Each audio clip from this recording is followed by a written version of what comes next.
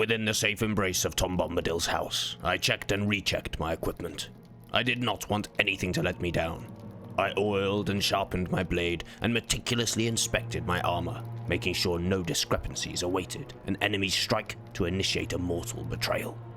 My nervousness was reaching its peak, and before it overwhelmed me, I signaled my readiness to Tom and followed him to Othron-groth, the great Barrow.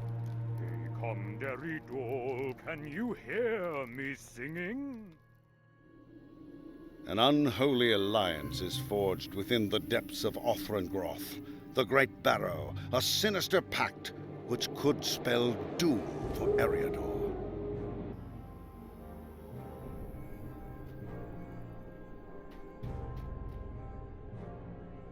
There in the midst of the southern Barrow Downs, the eccentric Tom left me. The perpetually swirling mist at the edge of my vision stirred at his leaving, slowly advancing now that my strange guide was no longer at my side. I summoned what courage I had and pushed forward. According to Andrast, the Lord of the Nazgul could be found inside. All of them that I had so far encountered had proved elusive, slipping away before I was able to act. I feared that they did not take me seriously, a weakness I would exploit. At worst, this menace would escape once again, but so far, even chasing their cloak tails had led to valuable information. Othron-groth, one of the oldest and largest of the mounds belonging to the Edain, men whose ancestors aided the elves in their wars against the first Dark Lord Morgoth. Protected by the Dunedain of Cardolan for many years, it was devastated by the same plague which swept through the whole region and was left vulnerable to the horrors of the enemy. Fell spirits from Angmar and Rudar, sent by the Witch King, took possession of the rotting remains of the dead, becoming the Barrow-wights, the chief of whom now sits in lordship in Othron-groth at the command of the Witch King. As I looked on at the imposing entrance, I wondered what threats I would find inside. The surface had been plagued with wights. How many more would I find in their resting place? And what abominable spirits had risen in response to the Nazgul's proximity? Nearing the Barrow entrance, I saw the Witch King speaking with what looked like the Dwarf Lord I had seen in the Blackwald hideout. Before I could follow, however, I came under assault by dwarves of the Dowerhand clan. Reminded of Strider's compliments toward the race of dwarves, how they were by nature honorable and unable to be dominated by the will of another. I grew increasingly confused by these Dowerhands' actions. What were they being promised? Or was the power of the enemy's domination simply that strong? The interior was eerie. Age-old skeletons lined the walls, sat in their eternal resting places. Or were they? The sight of the dead in normal circumstances caused stress, but here it was the empty alcoves which caused the greatest concern. It was hard to resist the urge to look over my shoulder for their former residents. The barrow led deeper into the earth, and I was confronted by more Dowerhands.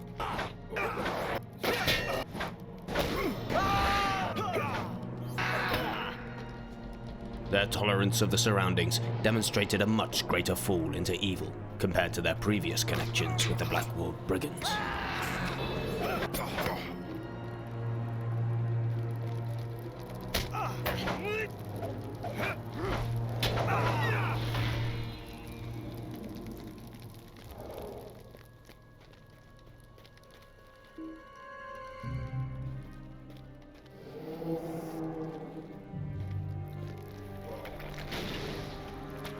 A shock intrusion from a Barrow-wight who inadvertently finished off a dwarven captain did little to muffle the echoes of his distress.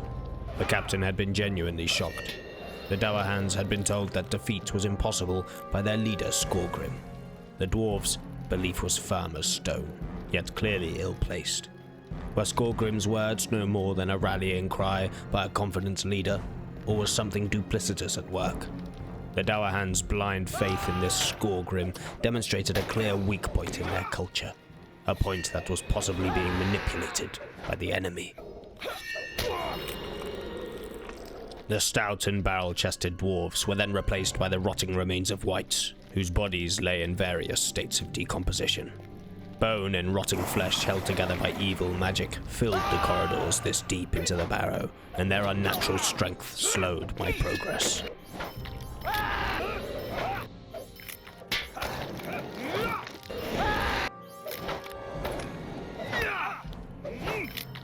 Finally, I caught up with the Witch King, the dwarf I presumed to be Skorgrim, and another.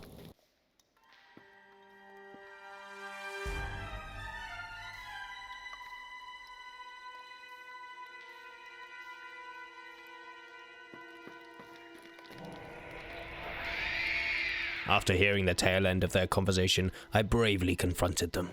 Unfortunately, they rapidly retreated before my steady strides, but not before summoning more wights to feed my ever-hungry blade.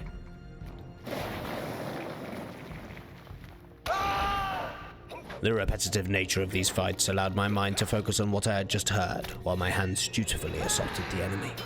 The unknown figure in Skorgrim had been assigned tasks. After their completion, someone named Mordorith awaited them in the north. Skorgrim's dwarves were to focus their efforts in the north and east, and the Witch King's plans in the south were reaching fruition. This unholy alliance was threatening at best. I knew nothing of the third figure, but had seen both Skorgrim and the Witch King wield terrifying powers. Their plans involved a large swathe of Middle-earth, and I couldn't help but doubt my own abilities. As anticipated, though, I had learned some new information. Deep within the belly of the Barrow, I discovered its master.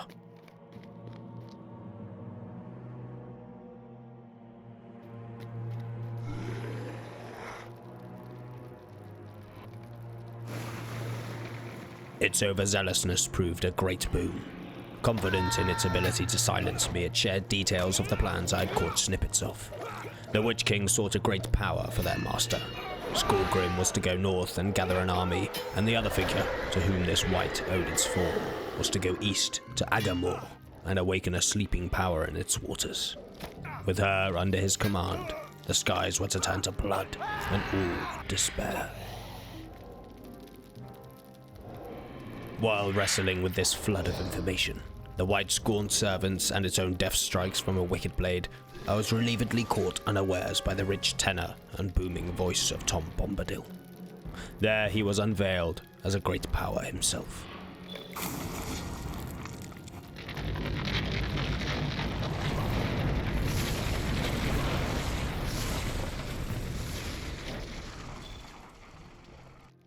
Ring-a-dong, hop along, follow the willow. Initially, I thought a masterful spell had been unleashed, but in hindsight, I am not so sure. It was as if his sober certainty that the wight should not be awake, that what had occurred here was wrong and went against the very nature of the world, simply put things right. The wight returned to the state of death, and the skeleton fell limply to the floor, as if it had never been anything else. Saruman the White has become the jailer of Mordor. It was he who orchestrated my capture and imprisoned me atop Orthanc. Gwaihir the Windlord came to my rescue and saved me from this accursed tower. All would have been lost if Strider hadn't found Frodo and the hobbits. Either way, he led the way out of Orthrongroth and back to his house. It was pleasant to no longer feel the suffocating weight of earth and stone above my head, but the foul knowledge I had gained of the enemy's plans was heavy enough. Now let the fun begin, let us sing together. Hey-dol, merry-dol, ring-a-dong-dill-o. Tom was of the mind that I should return to Bree and report back to Strider. A sensible course of action, but I wished first to aid the other half of the doomed expedition sent to the northern Barrow Downs. Having done what I could to aid those stuck against the border of the Old Forest previously, I now set off to find the others. While I rode, the conversation with the flippant wight replayed in my head.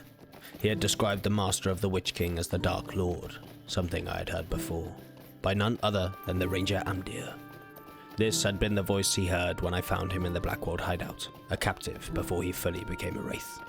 He had claimed the voice was commanding him and telling him of the end of all things. Perhaps all strings led back to this Dark Lord. Even as I gained more information, I felt like I knew less. What I knew of this Dark Lord was so minuscule that, for now, I pushed him out of my mind. It was useless to dwell on someone so far from my reach. Atop Dead Man's Perch, on the Bree side of the northern Barrow Downs, I found the other half of the ill-fated expedition. The perch was suitably named as it sat atop a steep bluff, commanding an impressive vista of Bree town. The tight cluster of buildings languished in the light of the setting sun, and its numerous windows were cheerfully alighting at random as the last hues of daylight failed. The wholesome sight pulled at my intentions. Behind me lay the Barrows, which in comparison created no desire to set forth. However, I could not leave these people to their fate. Bree was not going anywhere, and without my help, neither would this expedition. What can I do for you? Edith Sweetrose was gladdened to hear of the other's survival, while Addie Wheatley and Bob Redthistle had immediate concerns. Addie's was most pressing. I'm sorry to trouble you, but will you help me? Her two sons Marlin and Amlach had left for the Barrow Downs and not returned. Marlin had left seeking his fortune, being sure that treasures lay amongst the Barrows. He did not return, and after a few days Addie had sent his brother, who was now also missing. Amlach had said he would camp atop Dead Man's Perch, but when Addie arrived with the expedition, he was not to be found. The other members thought he had gone further south, so that was where I was headed. The gruesome sight of Amlach's corpse was to be found surrounded by 3 haunting wights. On his body, I found a tattered journal belonging to Marlin. He had found a dagger while digging for roots. Bringing it to someone named Newbold, he was told it had likely come from the Barrows. Believing them to be free of evil, he sat out for them, in search of other treasures. Having been given an old map by Newbold, Marlin had felt a strange pull to the southern portion, seeing their surety of a wealthy future. By this point, his brother had joined him, but had also been overcome by the allure of treasure. Marlin's excitement upon reaching the Barrow seeped out of the book, but Amlach was growing concerned.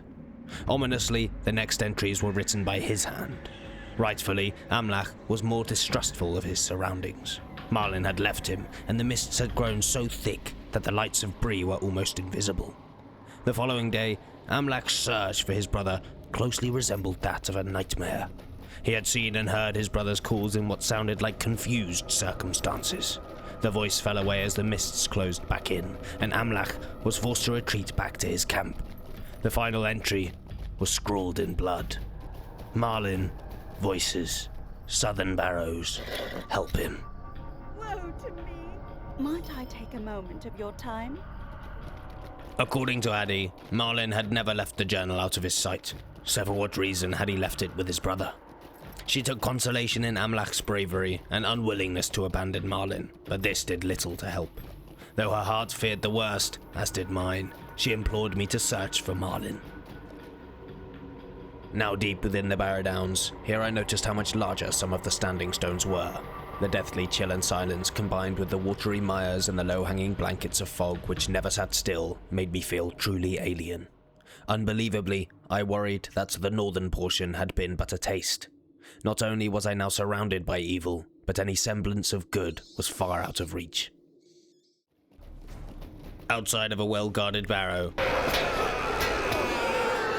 I saw the body of Marlin, but as I bent down to inspect the poor Bree-lander, he rose and immediately attacked. He looked gaunt, and his descriptions of being bent, broken, sundered and torn told me all I needed to be able to guiltlessly put it down. Due to my proximity with the old forest, I now decided to tackle the enraged bears, barrow crawlers, and corrupted trees for Bob Redthistle. Oh no! Off! Careful, Humphrey! Now that I knew the fate of Addie's sons, I was no longer pressed for time, so concentrated my efforts on what I could still achieve. The enraged bears were afflicted with a hideous disease. Can I speak with you a moment? Infested by plague-carrying crawlers, their only cure was to kill them, and then kill the crawlers that subsequently wriggled out of their flesh. The bears had a grotesque aspect about them, and fought ferociously, but the giant crawlers horrified me more.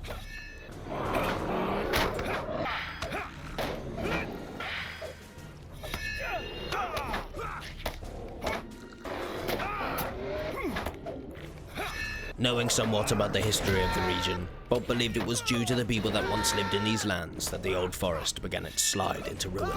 Would you do something for me? I theorized that he was alluding to portions of it being cut down, leaving some ancient trees separated from their forest. These, once noble, were now ruined and rotted from within, and they needed to be destroyed before they became something even more vile than they now were.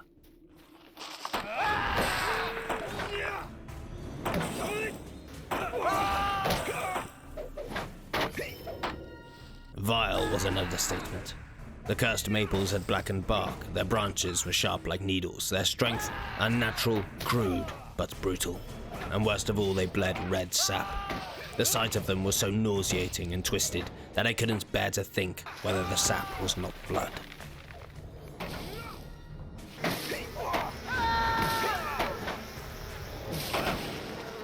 The only consolation was that Bob had asked for the return of their seeds. Might I take a moment of your time? If he believed they were not yet tainted, he would see that they were brought to a place where they could grow into natural creatures once again.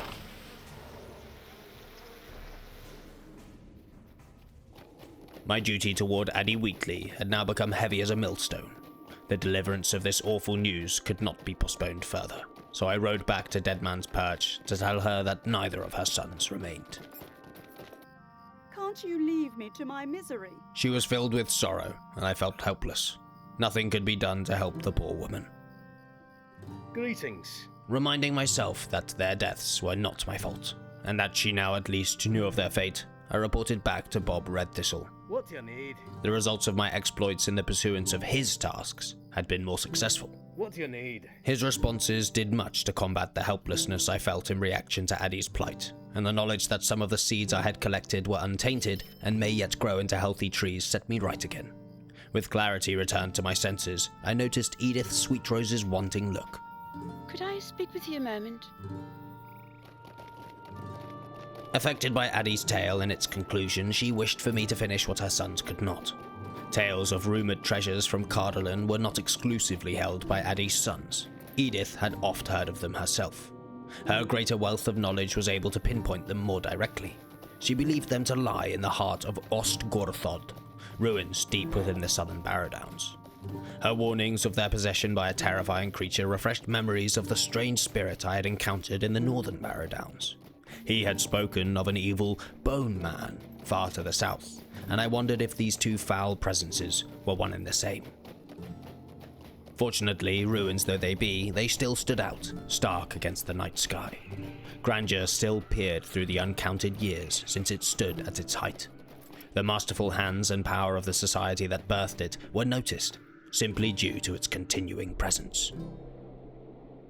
Now fallen into decay, Ostgorthod once stood proudly as the last bastion of the Dunedain of Cardolan against the ravages of Angmar.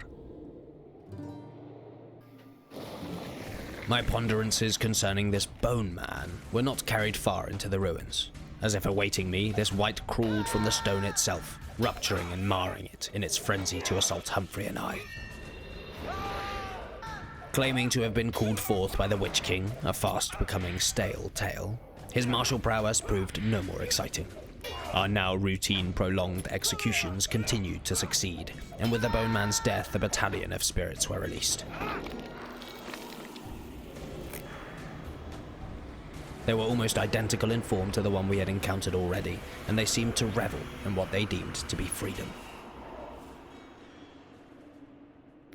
Unfortunately, no great treasure of Cardolan was unveiled, so the two of us pushed deeper into Ostgorthod.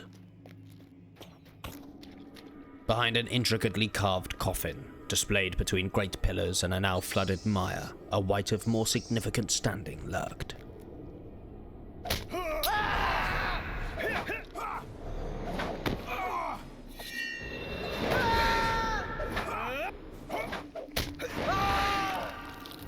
Its death relinquished a treasure of great value, and Humphrey and I immediately knew it was what we sought. It would make a fine gift indeed for Addie, if only it could have been enjoyed by her two sons as well. With them both gone, I did not know how much value she would see in it, but perhaps it would be a small comfort. As Wally and I picked the safest path possible through the Barrow Downs back to Deadman's Perch, pale hues of the day to come seeped into the night sky. Under the faint reds of the sun and the mists thinning, the Barrow Downs presented a memorable ride. Having previously thought this place bereft of all good, I was happy to be disproven. While most living creatures had forsaken these downs, under the beginnings of daylight scrutiny, I was realizing that the earth itself had not. Beautiful purple flowers, much reminiscent of heather, bloomed, and the grass grew thick and green on the enriched soil. Wherever I looked on my journey so far, I was always able to find life. Countless dead and diseased lay across this region, yet they still held no monopoly. Ever defiant, life persevered. I took this evidence to heart. No matter how grey things became, I would carry that life through, nurturing it and bringing its bounty to all. I'm sorry. Did you need something? Overwhelmed, I believe Addie knew not what to do with the treasure bestowed on her, but for the meantime she would use it as a keepsake, a memory of her lost sons. I hoped she would find good uses for it in the future, if only to spend the rest of her life in as much comfort as it could muster.